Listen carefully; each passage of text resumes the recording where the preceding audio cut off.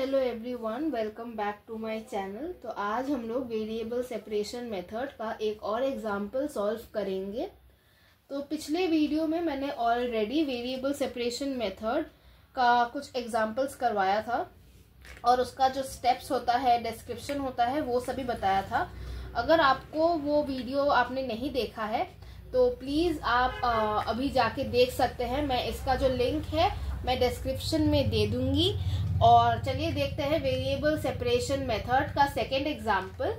ठीक है, तो क्वेश्चन देखते हैं। क्वेश्चन क्या रहेगा?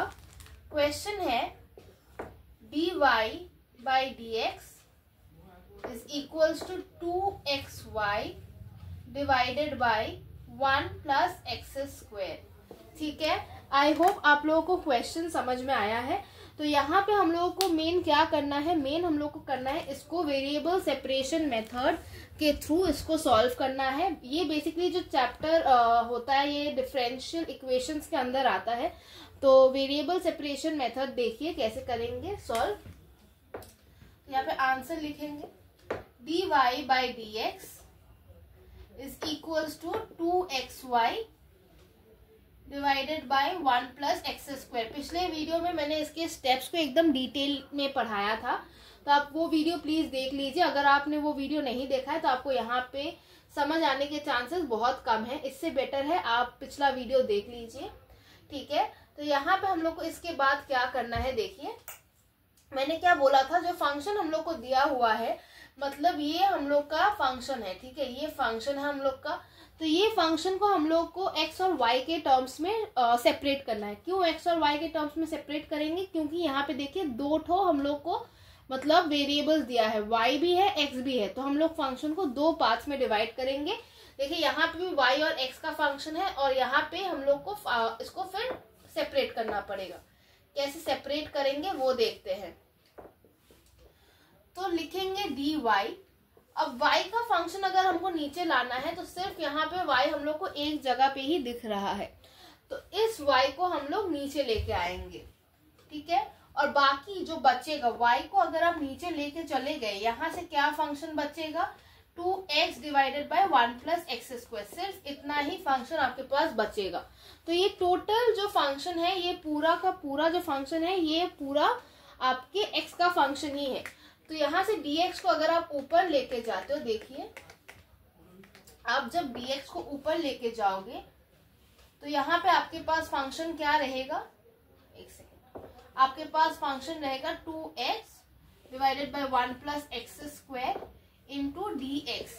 ये आपने फंक्शंस को सेपरेट कर लिया। इसके लिए आपको 2 मार्क्स मिल जाएंगे। ठीक है, ये क्वेश्चन ऑलमोस्ट 6 to 8 मार्क्स के लिए आता है। तो इतना अगर आप कर लेते हो, फंक्शंस को सेपरेट कर लेते हो, तो आपको 2 मार्क्स मिल जाएंगे। इसके बाद आपको क्या करना है? दोनों को इंटीग्रेट करना है। दोनों साइड्स को आप इंटीग्रेट कैसे करोगे? ये स्टेप 2 था। ठीक है, तो देखिए इंटीग्रेशन का साइन देंगे और सिंपल हम लोग इंटीग्रेट करेंगे। 2x divided by 1 plus x square dx। ठीक है, तो इसके बाद मैं ये वाला साइड पे लिखूंगी। ठीक है, तो प्लीज फॉलो कीजिए। यहाँ पे एक लाइन खींच देते हैं। तो देखिए यहाँ पे इस साइड पे देखते हैं। तो देखिए यहाँ पे हम लोग को इतना पता है कि integration of 1/y dy is log y। ये सब क्लास 12 के फॉर्मूलाज है, आपको पता होना चाहिए। अगर आपको पता नहीं है तो प्लीज एक बार रिवाइज करके आ जाइए, नहीं तो आपको बहुत प्रॉब्लम होगा। तो log y प्लस इंटीग्रेशन में हमेशा एक कांस्टेंट ऑफ इंटीग्रेशन रहता है। उस कांस्टेंट ऑफ इंटीग्रेशन को मैंने यहाँ पे c1 दिया है और साइड वाला ये वाला जो पार्ट है इसको मैं एज इट इज लिख दे रही हूँ। Integration of 2x divided by 1 plus x square dx। अब हम लोग का मेन मोटिव है इसको सॉल्व करना। ये हम लोग कैसे सॉल्व करेंगे, ये है मेन मोटिव। तो देखिए 2x divided by 1 plus x square equals to, हम लोग को इस वाले पार्ट को इंटीग्रेट करना है। अब हम लोग को 2x कैसे इंटीग्रेट करना है वो पता है, लेकिन मेन प्रॉब्लम होगा आपको इसको इंटीग्रेट करने में, जो डिवाइड के फॉर्म में दिया हुआ है। तो इसको सबसे इजी वे में आप लोग 11-12 में भी पढ़े हो, इसका जो मतलब था जो मेथड, वो देखिए क्या था। 1 प्लस एक्स स्क्वायर को हम लोग एक वेरिएबल ले लेंगे। सपोज ले लिया u। ठीक है, यहाँ पे लिखेंगे लेट ठीक है, अब इसको डिफ्रेंशिएट कीजिए। डिफ्रेंशिएट करने से 1 का जो डिफ्रेंशिएशन होगा वो होगा 0, एक्स स्क्वायर का डिफ्रेंशिएशन हो जाएगा 2x, और यहाँ पे किसके रेस्पेक्ट में डिफ्रेंशिएट कर रहे हैं, एक्स के थ्रू, तो dx और यहाँ पे du। ठीक है, दोनों साइड्स को डिफ्रेंशिएट कर लिया, तो यहाँ से हम लोग को क्या आया, 2x dx equals to du। अब यहाँ पे देखिए मेन फंक्शन में आपको कहीं पे 2x dx दिख रहा है। हाँ, यहाँ पे देखिए न्यूमरेटर में 2x dx है, तो इसको हम लोग किससे सब्स्टिट्यूट कर सकते हैं, du से। और 1 प्लस एक्स स्क्वायर को क्या लिखेंगे, u लिखेंगे। ठीक है, तो लिखिए यहाँ पे हम लोग लिखेंगे log y plus c1 equals to integration of 1 upon u du। क्यों ये लिखा, 2x dx को du लिख दिया और 1 अपॉन 1 बाई एक्स स्क्वायर को हम लोगों ने लिख दिया u।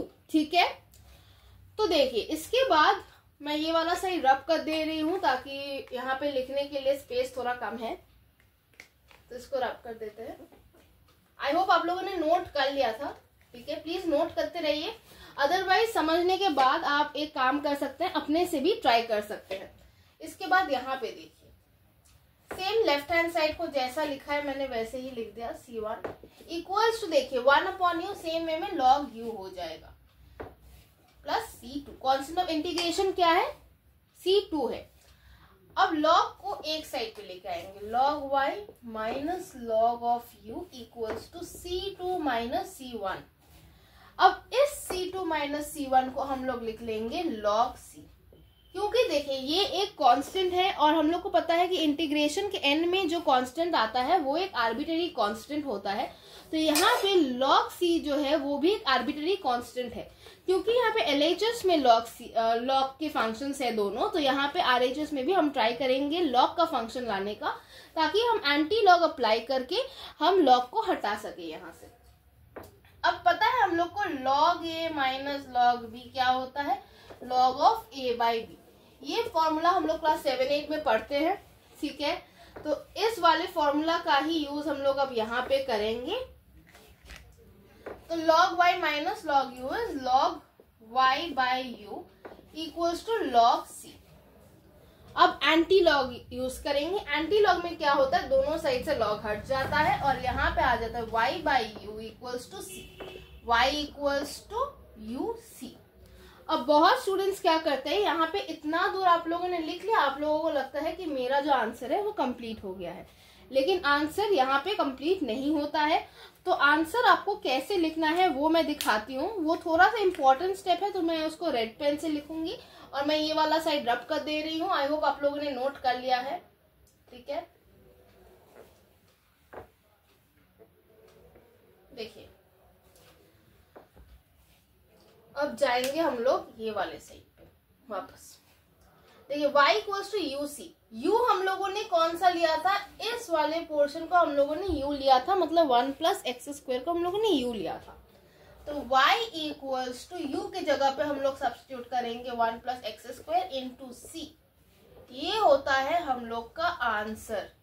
ठीक है, आप अगर इतना करते हो तब आपको फुल मार्क्स मिलेंगे। यहाँ तक करोगे तो आपको 2 मार्क्स आपको नहीं मिलेंगे, वो कट हो जाएगा क्योंकि आप लोगों ने अल्टीमेट आंसर नहीं लिखा है। यहाँ पे आप अगर चाहे तो लिख सकते हैं C is the arbitrary constant. ये लिखना कंपल्सरी नहीं है, टीचर्स को पता होता है, लेकिन अगर यू विश तो आप लिख सकते हो। ठीक है, आई होप आप लोगों को ये क्वेश्चन समझ में आया है। तो I will meet you all in the next video, और नेक्स्ट वीडियो में मैं इसके ऊपर और एक क्वेश्चन करवाऊंगी और दूसरा टॉपिक स्टार्ट करूंगी जिसमें इस वेरिएबल सेपरेशन मेथड का कहाँ यूज है क्या नहीं है उसके बारे में भी बताऊंगी। तो आई होप आप लोगों को ये वीडियो अच्छा लगा है। Please subscribe to my channel. अगर आप मेरे चैनल पे नए व्यूअर्स हैं तो please subscribe to my channel. Till then I will meet you again in the next video. Bye bye.